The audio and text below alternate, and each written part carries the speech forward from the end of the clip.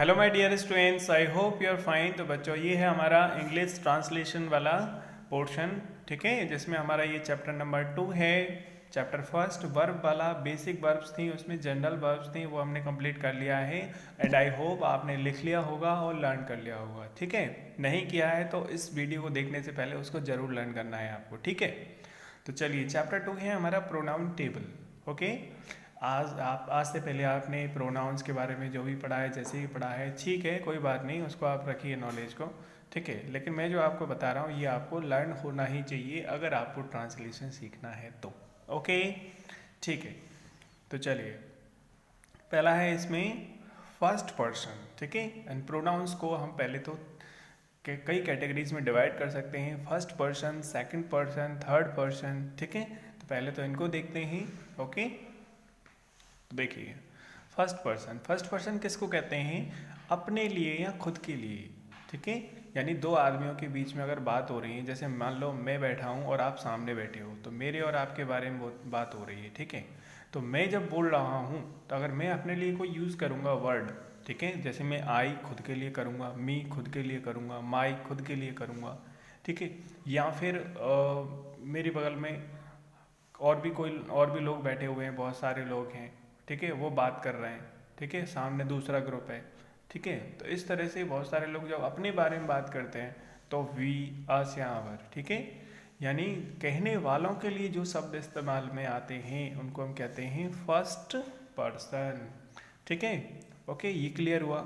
अब आपको ये हिंदी में लर्न होनी चाहिए कि आई यानी क्या होता है? मैं होता है, मी यानी मुझे होता है, माई यानी मेरा होता है, वी यानी हम होता है, अस यानी हमें होता है, अवर यानी हमारा, ठीक है। तो ये आपको लर्न होनी चाहिए, ये आपको लर्न करना है। बाकी इसमें समझाने के लिए कुछ ऐसा कुछ हार्ड एंड फास्ट नहीं है कि जो कुछ लॉजिकल चीज़ें हों, ठीक है, जो आपको समझानी पड़े मैथमेटिक्स की तरह।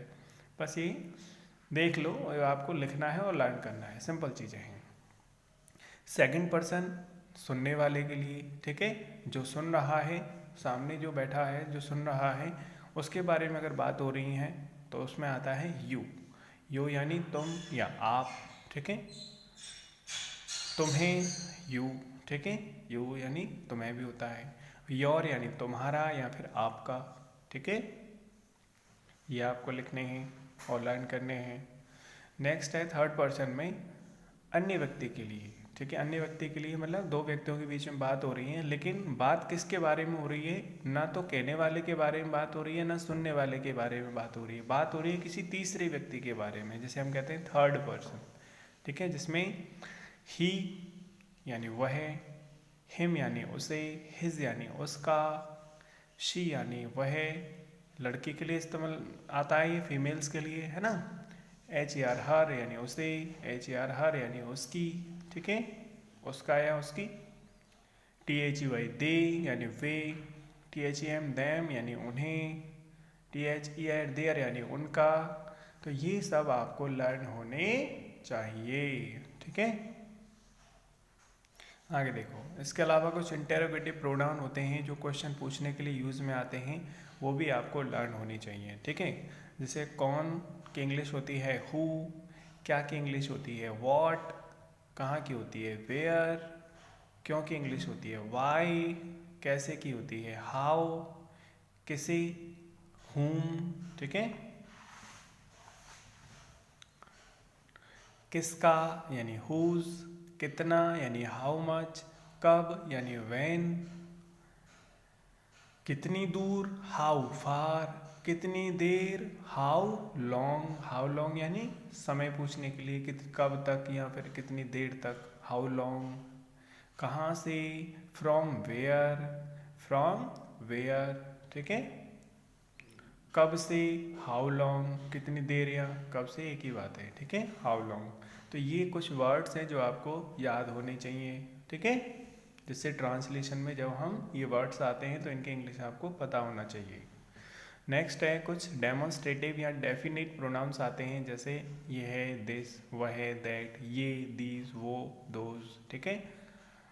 तो आप जानते हो दिस और ये जो दीज हैं वो नज़दीक के लिए इस्तेमाल में आते हैं, दैट और दोज दूर की चीज़ों के लिए इस्तेमाल में आते हैं, है ना। नेक्स्ट है इनडेफिनिट प्रोनाउन। इनडेफिनिट प्रोनाउन मतलब कुछ फिक्स नहीं है कुछ, ठीक है। कुछ ऐसे वर्ड्स आ जाते हैं जैसे कोई, कोई यानी एनीवन, ठीक है। कुछ यानी सम, ठीक है। हर एक यानी एवरीवन, ठीक है। किसी यानी समवन, इस तरह से। तो ये वर्ड्स हैं, ये आपको याद होनी चाहिए। एक और चीज़ आपको पता होना चाहिए, वो है सिंगुलर प्रोनाउन और प्लूरल प्रोनाउन, ठीक है। सिंगुलर में कौन कौन से प्रोनाउन आते हैं? सिंगुलर यानी एक वचन सर्वनाम, और प्लूरल यानी बहुवचन। जिससे क्या है, हम ट्रांसलेशन जब हम करेंगे तो सिंगुलर प्रोनाउन के साथ और प्लूरल प्रोनाउन के साथ हेल्पिंग वर्ब, ठीक है, अलग अलग आती है, तो वो आपको उस टाइम ज़रूरत पड़ेगी इसकी। तो आपको पता होना चाहिए कि सिंगुलर में आई, ठीक है, आई को कभी कभी आई कॉमन भी होता है, सिंगुलर में भी आ जाता है, कभी कभी प्लूरल में भी आ जाता है, ठीक है। बाकी देखेंगे जब आगे इसके क्वेश्चंस आएंगे, सॉल्व करेंगे जब ट्रांसलेशन वाले, ठीक है। देखो वी, ठीक है, ये देखो मैंने उल्टा लिख दिया है बच्चों, है ना, क्योंकि ये सिंगुलर नहीं है एक्चुअली, ये प्लूरल है यहाँ पे, और यहाँ पे ये सिंगुलर है, उल्टा कर दिया है मैंने ये। तो मुझे यहाँ पे लिखना पड़ेगा प्लूरल, राइट, प्लूरल, और यहाँ पे करना पड़ेगा सिंगुलर, ओके। तो ये आप करेक्शन कर लेना, ठीक है। तो प्लूरल में कौन कौन से आते हैं? आई, वी, ठीक है, यू, दे, ये सब आते हैं प्लूरल में, आई, वी, यू, दे, ये। और सिंगुलर में क्या आता है? ही, शी, इट, या फिर किसी का नेम आ जाए, ठीक है, तो वो भी सिंगुलर में आता है, ओके। तो ये क्या करना है बच्चों, आपको अपनी नोटबुक में लिखना है सुंदर सुंदर तरीके से, और फिर उसको लर्न करना है, ठीक है, ओके। तो फिर आगे हम स्टार्ट करेंगे ट्रांसलेशन, जहां आपको समझना भी है और सीखना भी है, ठीक है। तो आज के लिए बस इतना ही, मिलते हैं नेक्स्ट वीडियो में, तब तक के लिए bye bye and take care and thanks for watching.